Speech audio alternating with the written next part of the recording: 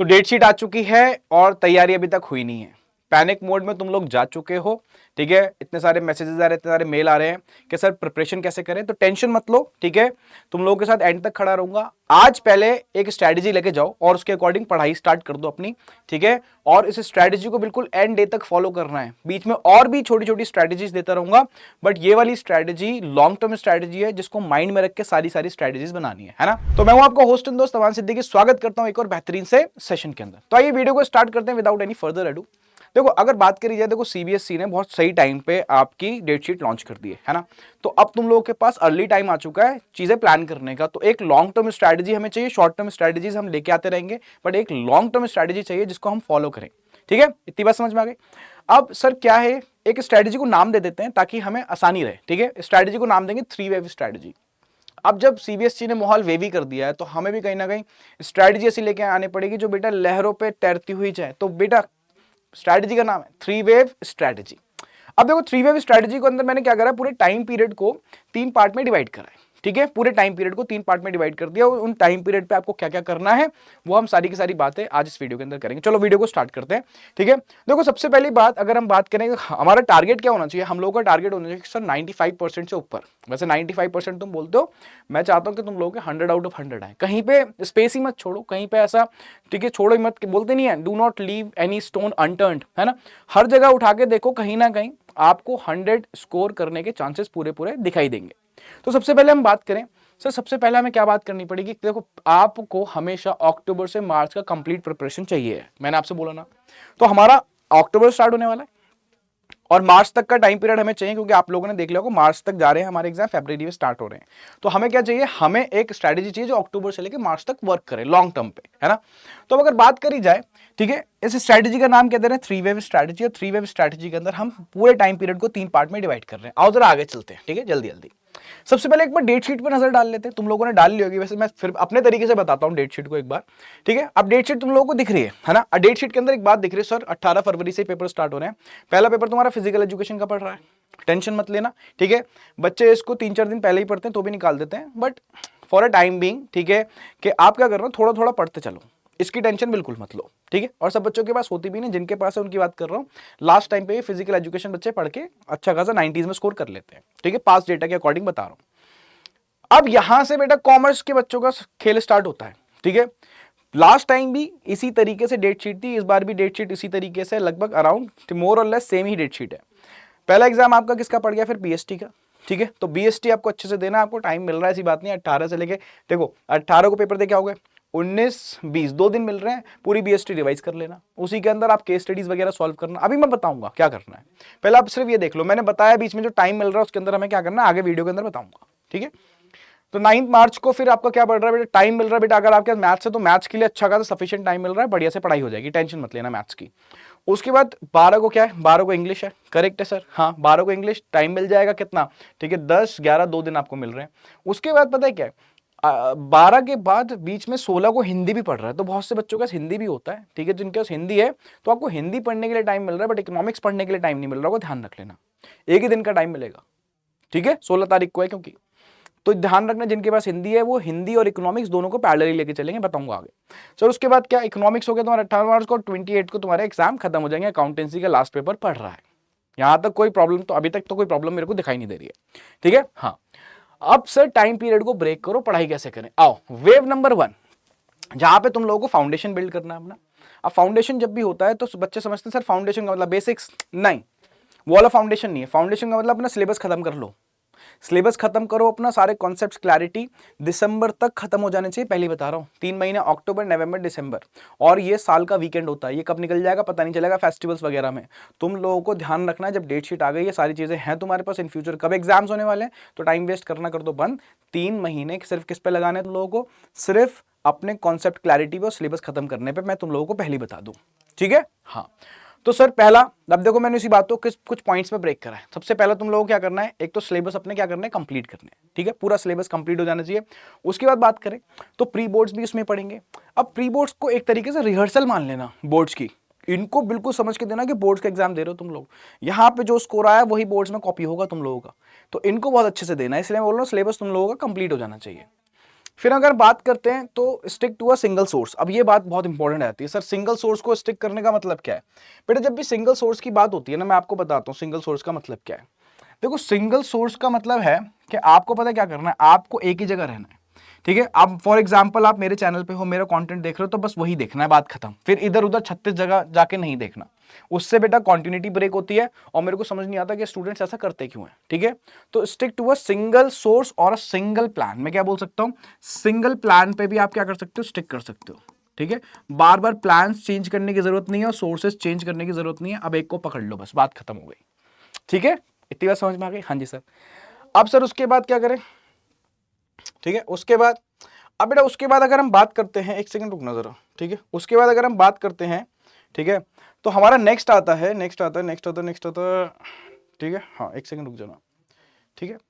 उसके बाद हमारा नेक्स्ट पता है क्या आता है? उसके बाद बेटा नेक्स्ट आता है हमारा, एक सेकंड रुकना, हाँ ठीक है। नेक्स्ट आता है हमारा नोट्स। अब नोट्स क्या है तुम्हारे? बेटा जब मैं नोट्स की बात करता हूं तो नोट्स होता है कि तुम्हारे हैंड रिटन नोट्स, एक जगह जो रिविजनरी नोट्स होते हैं वो तुम दिसंबर तक बना लेना। बाद में तुम्हें टाइम ही नहीं मिलना, ठीक है, कि किस तरीके से तुम नोट्स बनाओगे। उस टाइम तो पैनिक मोड में चला जाओगे। जनवरी से जब तुम्हारे प्रैक्टिकल्स भी चल रहे होंगे, सारी चीजें चल रही होंगी, तुम जाओगे पैनिक मोड के अंदर। अभी से एक बात को गांठ बांध लो, ठीक है, उसका टैटू करा लो ताकि याद रहे कि जब भी पढ़ रहे हैं सर नोट्स बनाने हैं साथ साथ में, ठीक है। हाँ, और तुम लोगों को पता है मैं सेशन के अंदर तुम लोगों को नोट्स बनवाता ही हूँ। मैंने बोल रखा सबसे बड़ी कॉपी बना लो, एक जो भी बना रहा हूँ उसको लिखते रहा करो, सारी चीज़ों को नोट करो। हाँ सर, उसके बाद क्या करना है? उसके बाद बेटा साथ साथ अगर PYQs और CBSE का सैंपल पेपर सॉल्व कर लो तो अच्छी बात है, कर लो तो अच्छी बात है। अदरवाइज फोकस किस पे रहना चाहिए? सिलेबस कंप्लीट करने पे, क्योंकि इसको मैं वेव 2 में डालूंगा। यहां तक बात समझ में आ गई? हाँ सर। अब सर बात करते हैं वेव 2 की। बेटा अब लहर आ रही है, दूसरी लहर। अब दूसरी लहर कब से स्टार्ट होगी? बेटा जनवरी से लेकर मिड फेब तक लहर आएगी ये। और ये लहर इतनी इंपॉर्टेंट है, ये एक आपकी जो तैयारी है ना उस पे एक फिनिशिंग करेगी, एक पॉलिशिंग करेगी। और सर पॉलिशिंग कैसे होती है? रिवीजन से। तो बेटा फर्स्ट राउंड ऑफ रिवीजन आपको यहाँ पे करना है। अब sir first round of revision की अगर हम बात करें तो कुछ रूटीन बता दो। और मैं रूटीन बताता हूँ तुम्हें। देखो जनवरी का रूटीन रख लो अपना, जनवरी से फरवरी का ही रूटीन है कि डेली 2 बोर्ड्स के सब्जेक्ट आपको अच्छे से पढ़ने हैं। मैं बोर्ड्स क्यों कह रहा हूँ? क्योंकि अभी आप कुछ साथ साथ में CUT भी चल रही होगी, है ना। बट मैं क्या बोल रहा हूँ, मैं सिर्फ बोर्ड्स की बात कर रहा हूँ अभी, तो बोर्ड्स पे फोकस रखना। तो बोर्ड्स के सब्जेक्ट्स आपको क्या करना है? अच्छे तरीके से करने हैं। अब तुम उसके अंदर स्ट्रैटेजी पता क्या कर सकते हो? एक हैवी, एक लाइट। मतलब एक कॉन्सेप्चुअल जो न्यूमेरिकल वाला है ज्यादा वो, और एक उसके साथ लाइट का कॉम्बिनेशन। अब 2 हैवी एक साथ मत करना, 2 लाइट एक साथ मत करना, वरना वेस्टेज हो जाएगी टाइम की।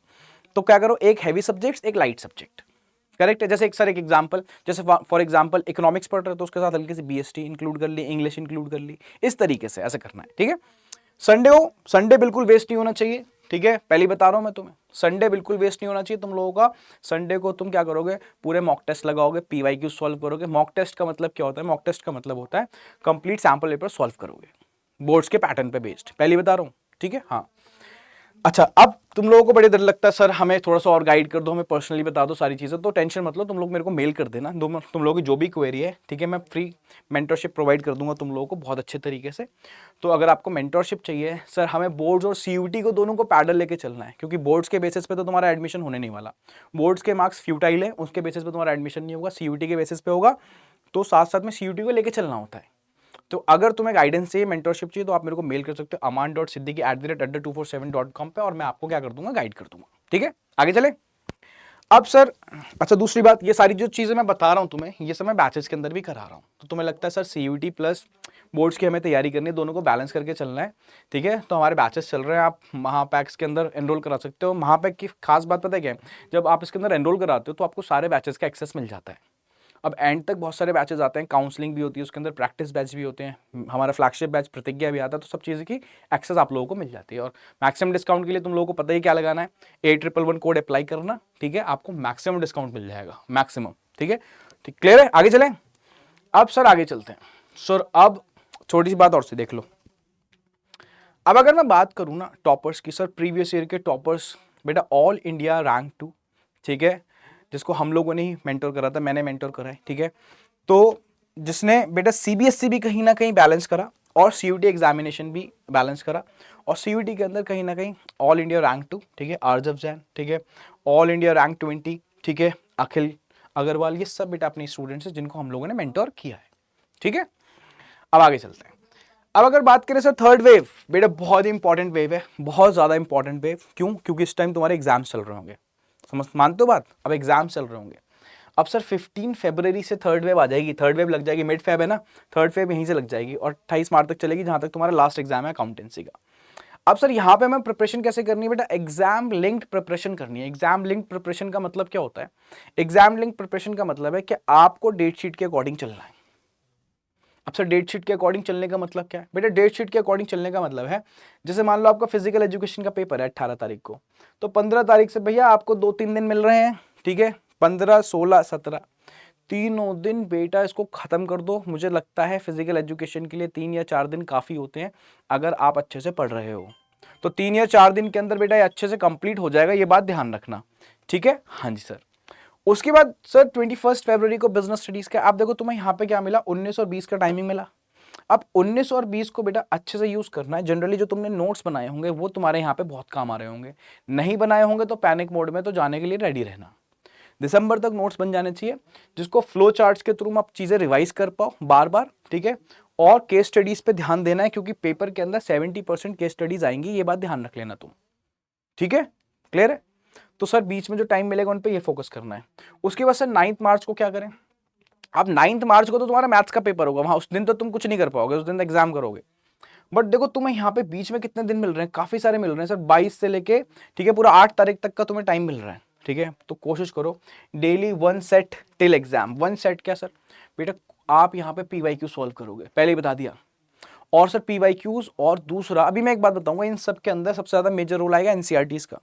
NCERTs तुमने अगर छोड़ रखी हैं तो मेजर लॉस कर रहे हो, ठीक है? पहले ही बता दिया मैंने। बच्चे सोचते सर RD शर्मा पूरी कर लें, ये कर ले, वो कर ले। अरे NCERT तुम रट लो, बस NCERT रट लोगे तुम्हारा काम हो गया। तो तुम्हें डेली, ठीक है, पेपर सॉल्व करने हैं। समझ में आ गई बात? पेपर सॉल्व करने, पेपर बहुत इंपॉर्टेंट बात बता रहा हूँ, चैप्टर लेके मत बैठना, पेपर सॉल्व करो डेली पेपर, उसके अंदर ही सारी चीजें सॉल्व हो जाती है कॉम्प्रिहेंसिव तरीके से। सर फिर क्या करें? फिर तुम्हें बेटा टाइम मिलेगा कि 10 का और 11 का 2 दिन, ठीक है, इंग्लिश के लिए, वो तुम कर लोगे। सर एनसीन पैसेज के अंदर तुम लोगों को दिक्कत होती है, और लिटरेचर के अंदर पोएम्स वगैरह होती है, आपके चैप्टर्स वगैरह होते हैं, वो अच्छे से पढ़ लेना। सर फिर क्या होता है बेटा? अब देखो दिक्कत आती है यहाँ पे कि एक 16 तारीख को यहाँ पे एग्जाम डाल दिया गया हिंदी का। अब वो बच्चा जिसके पास इंग्लिश नहीं है, हिंदी है, तो उसको इकोनॉमिक्स के लिए आगे वाले पेपर के लिए सिर्फ एक दिन मिल रहा है, बीच में 17 तारीख मिल रही है ना? तो टेंशन मत लो, काफी सारे बच्चों के पास हिंदी होती है, ठीक। बट अब तुम, जो बच्चा हिंदी है उसको तो पता होगा ना मेरे पास हिंदी है, तो वो टाइम वेस्ट नहीं कर रहा होगा, उसको सीधा 9 मार्च से लेके, उसको पता है 16 को देना है, तो उसके बाद 10 से लेके 15 तक का टाइम है, तो वो हिंदी और इकोनॉमिक्स दोनों पढ़ेगा। मैंने तुम लोगों को बता दिया।